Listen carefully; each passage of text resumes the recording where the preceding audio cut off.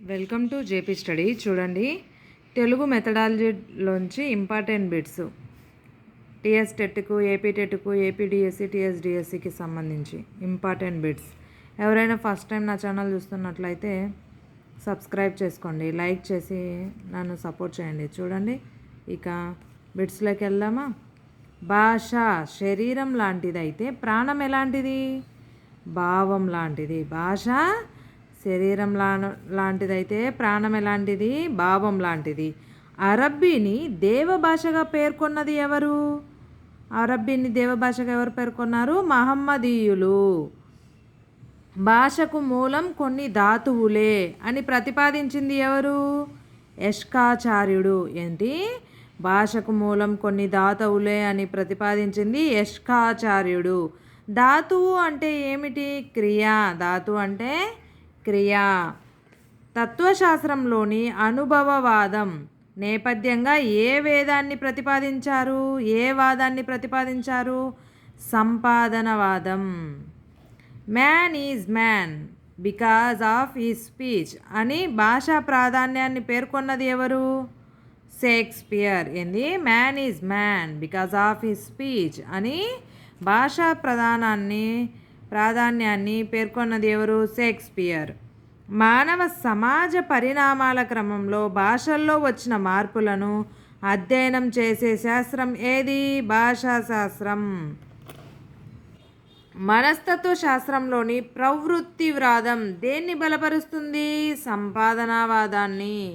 బౌద్ధవాదం అని పరిహాసపూర్వకంగా పిలిచింది ఎవరు? Marks Muller. బౌద్ధవాదం అని పరిహాసపూర్వకంగా పిలిచింది ఎవరు? Marks Muller. నోమ్ చామ్స్కీ ప్రతిపాదించిన వాదం ఏది? సత్వసిద్ధ వాదం. భాషా శాస్త్రవేత్తలు ఎన్ని ప్రపంచ భాషలు ఉన్నాయని పేర్కొన్నారు?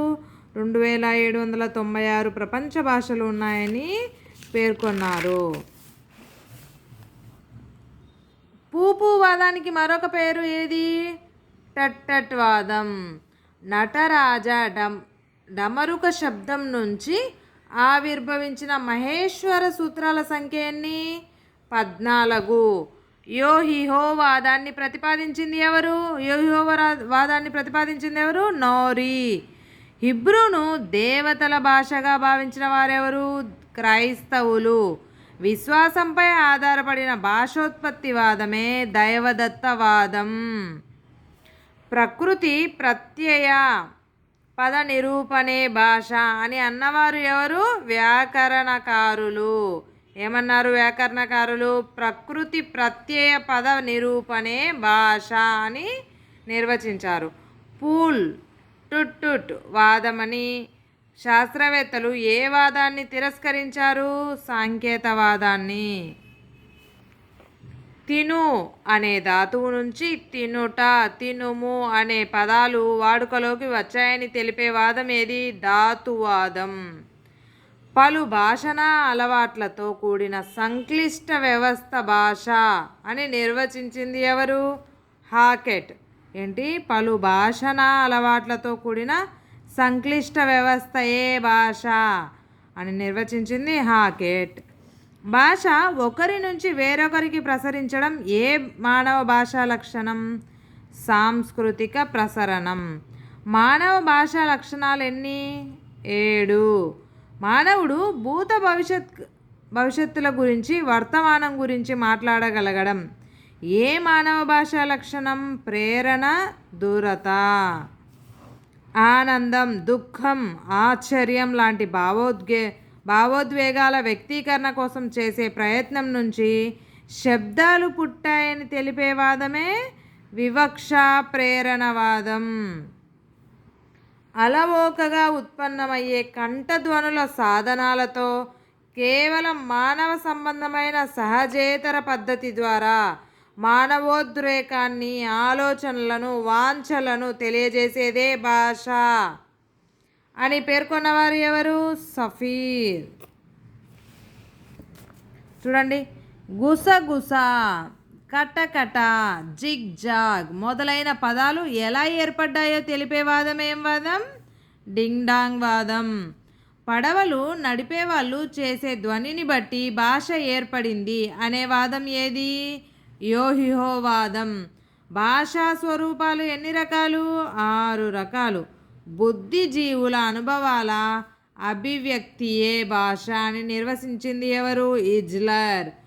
ఆలోచనలకు ఆకృతియే భాష అని అన్నవారు ఎవరు? జాన్సన్. ప్రకృతి ప్రత్యయ పద నిరూపణే భాష అని అన్నవారు ఎవరు? వ్యాకర్తలు. చూడు, సైద్ధాంతికతను సంబంధించిన కలే భాష అని అని పేర్కొన్నది ఎవరు? హెగెల్. మానవులు తమ అభిప్రాయాలను ఎదుటివారికి తెలియజేయడానికి పరస్పరం సహకరించుకోవడానికి తోడ్పడే మౌఖిక ధ్వనుల స్వతంత్ర వ్యవస్థయే భాష అని నిర్వచించింది ఎవరు? Simon Potter. భాష ఒకే ఒక అంశం, లక్షణాంశం ఉన్న వస్తువు కాదు. మానవ సమాజంలోని సంబంధాలు ఎంత సంక్లిష్టమైనవో అంతే సంక్లిష్టమైన మానవ దృగ్విషయం భాష అని అన్నవారు ఎవరు? ఎన్కే వర్మ అండ్ ఎన్ కృష్ణస్వామి.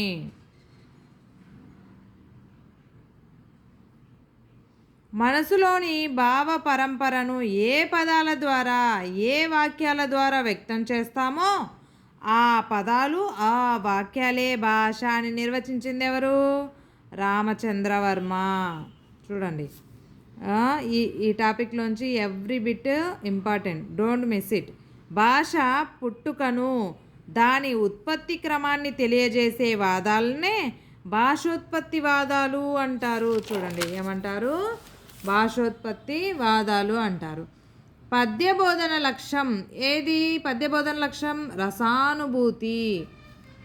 రమణీయార్థ ప్రతిపాదికను శబ్దాలే కవిత్వం అన్న లాక్షణికుడు ఎవరు? జగన్నాథ పండితరాయలు.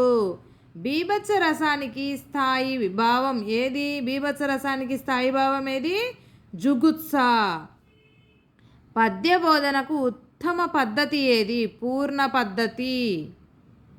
సాహిత్య లాక్షణికుల అభిప్రాయం ప్రకారం చాలా సులభమైన రచనలు ఏ పాకానికి చెందుతాయి? ద్రాక్షపాకం. గద్య బోధన ఉద్దేశం ఏది? భాషా జ్ఞానం. ఏది? భాషా జ్ఞానం. ఉపాధ్యాయుడు గద్య బోధనలో అంశాన్ని రసభావ ప్రకటనాత్మకంగా ఆవిష్కరించే పద్ధతి ఏది? సాహిత్య పద్ధతి. వ్యాకరణ బోధనలో ఉపయోగించే ఉత్తమ బోధన పద్ధతి ఏది? అనుమానోపపత్తి పద్ధతి. 6వ తరగతి వ్యాకరణ నియమాలను ఏ రీతిలో బోధించవచ్చు? నైమిత్తిక వ్యాకరణ బోధనా పద్ధతిలో బోధించవచ్చు. చిన్నయ్య సూరి బాల వ్యాకరణం ఏ కోవకు చెందినది? వర్ణనాత్మక వ్యాకరణానికి చెందినది. పద్య బోధనా క్రమంలో ఉపాధ్యాయుడు దేన్ని తప్పకుండా విద్యార్థుల దృష్టికి తీసుకురావాలి? అన్వయ క్రమం. గద్యం కవినాం నికషం వదంతి అంటే ఏంటి? గద్యం రాయడం కవులకు పరీక్ష లాంటిది. గద్య పాఠ్యభేదాలు ఎన్ని? 14. Thank you for watching. Please like, share, subscribe.